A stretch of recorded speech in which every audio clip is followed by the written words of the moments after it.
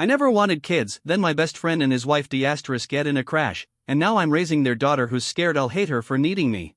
I've posted a few times on Reddit about my fiancé and me, mainly about how I never wanted kids, our engagement, and how deeply we love each other. Most of those posts had happy endings. This one, not so much. Not long after we got engaged, tragedy struck. My best friend, someone I've known since elementary school, and his wife were killed in a car crash. They left behind their 11-year-old daughter, Amy, not her real name. I'm her godmother, but we've always called each other niece and Tia. I've been part of her life since day one, and honestly, she's always been one of my favorite people in the world. These past several months have been brutal. Everyone's been struggling to cope with the loss. I've had my best friend in my life longer than I haven't. Our parents became close because of our friendship. I still call his mom Mama, last name, and his dad Papa, last name, and he used to do the same with my folks. He was an only child, but he always called my siblings his own. We did everything together, Comic Cons, events, you name it. There were even moments after he passed when I'd instinctively buy an extra ticket for him before remembering he wasn't around to use it. I actually introduced him to his wife back in high school. We were the only two openly nerdy cheerleaders at the time. When they got pregnant young, I stepped in to help however I could.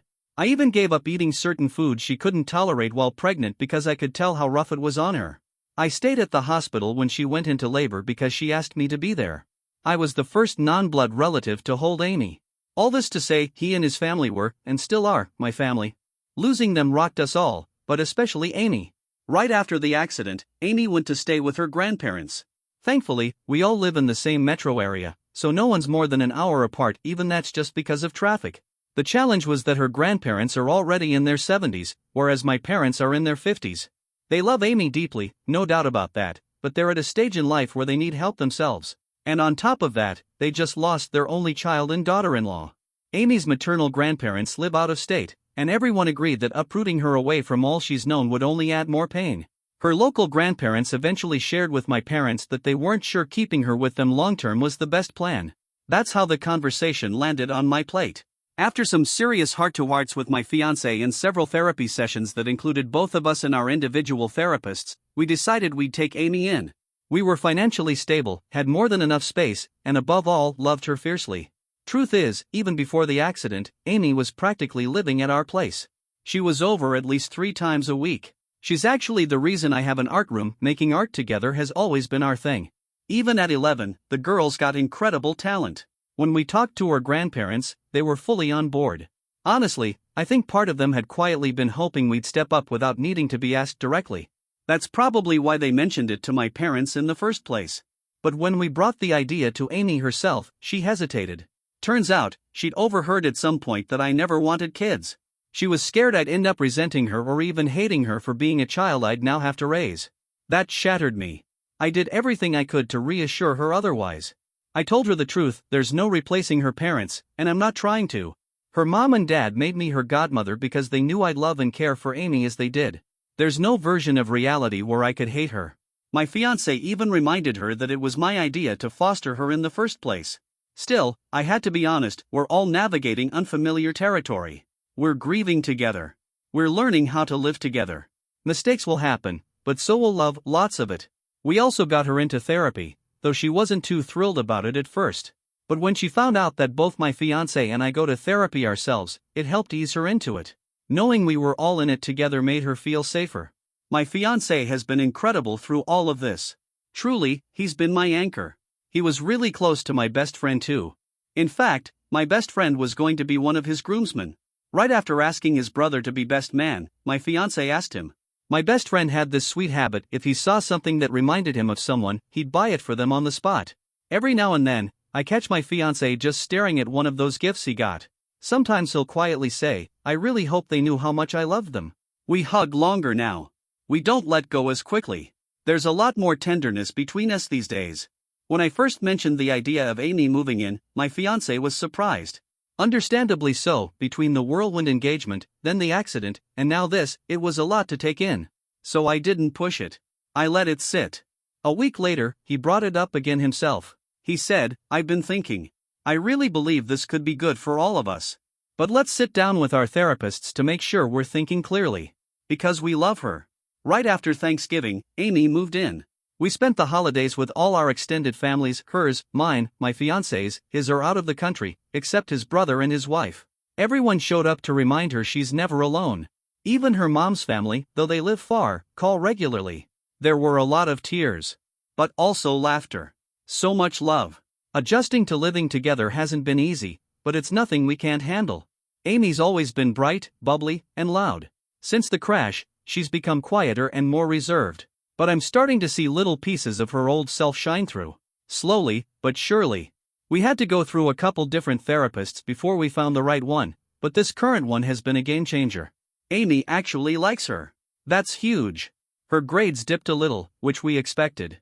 But my fiancé made it a point to sit with her and help with homework every day. The first few times, she cried. He asked if he should stop.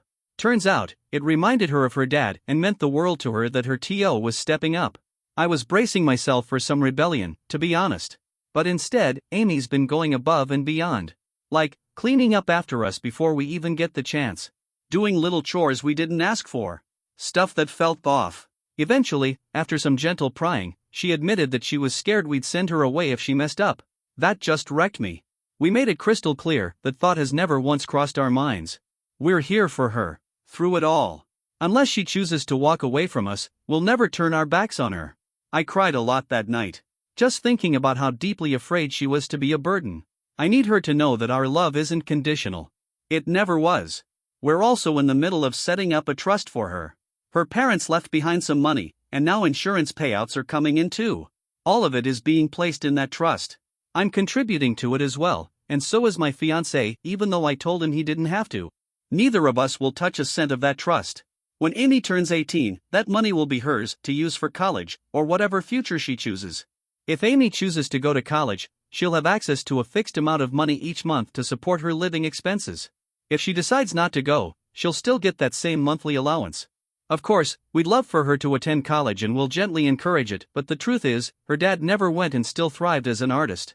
And honestly, Amy has inherited so much of his talent that we just want to support whatever direction she chooses for herself.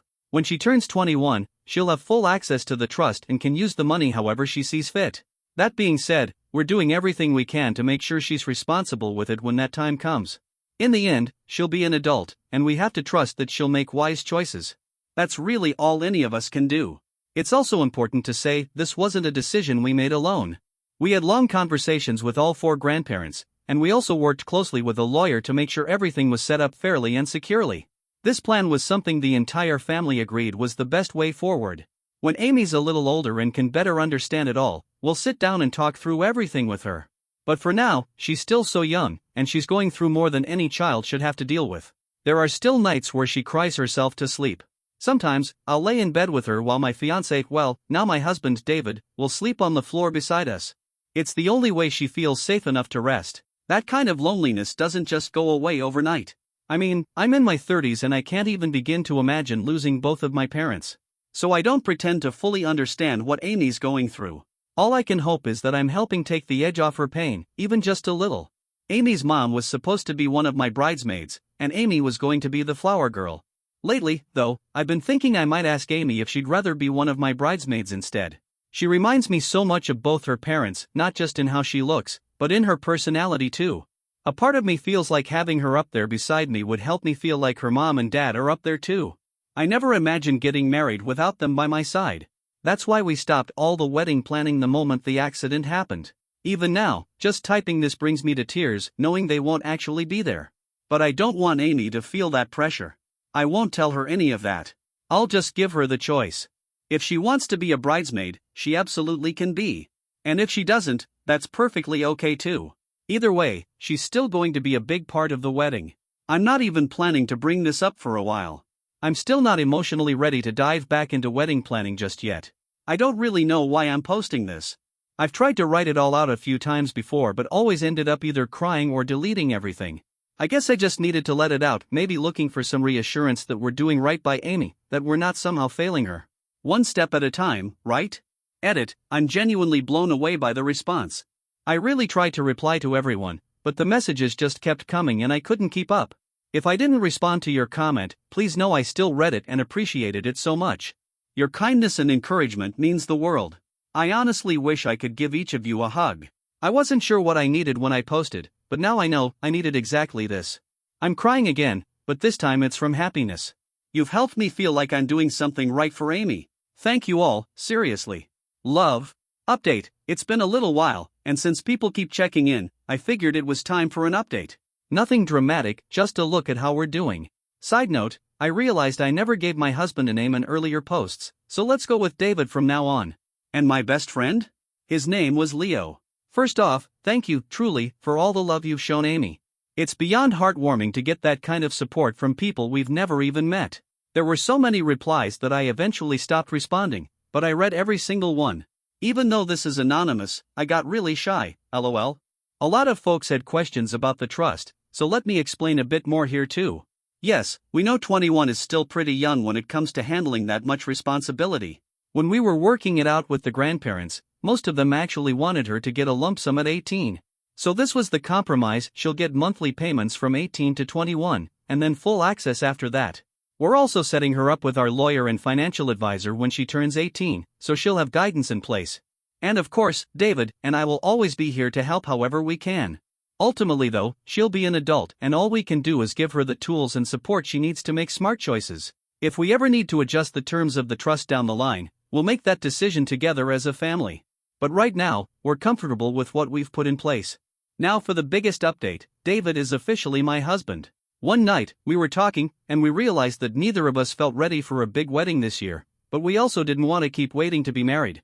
Life is short. So we went down to the courthouse with Amy and made it official.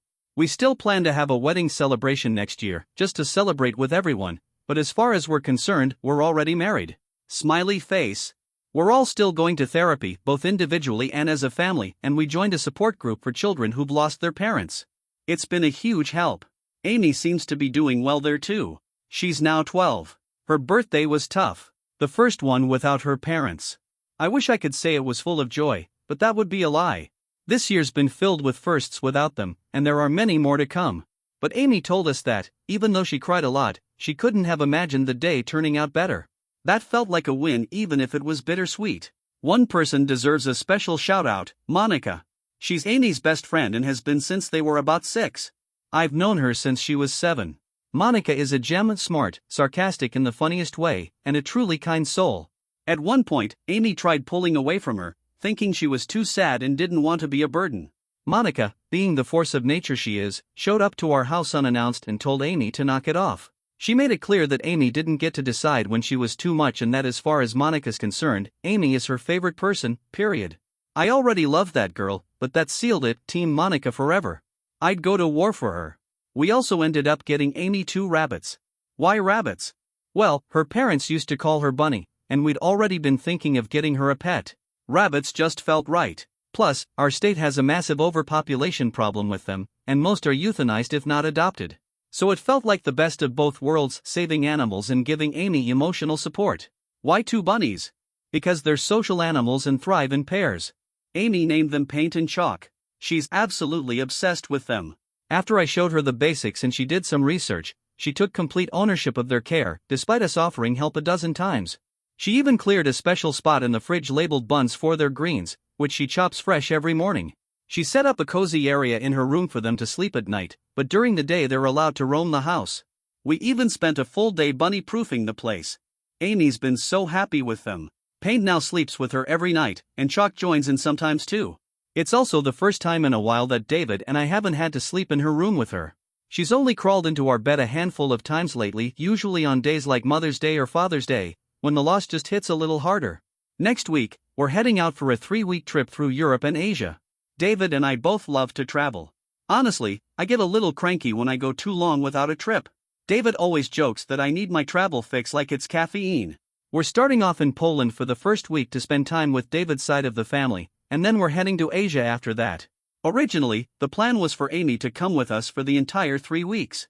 But she really pushed back on that idea, and we weren't sure why at first. She said she only wanted to join us for the first week in Poland to meet David's family, who, by the way, absolutely adore her and even planned a "you're stuck with us forever" party. Every time we brought up the rest of the trip, she firmly said she didn't want to come and insisted we go without her. We tried to understand where she was coming from. Was it because she doesn't like traveling?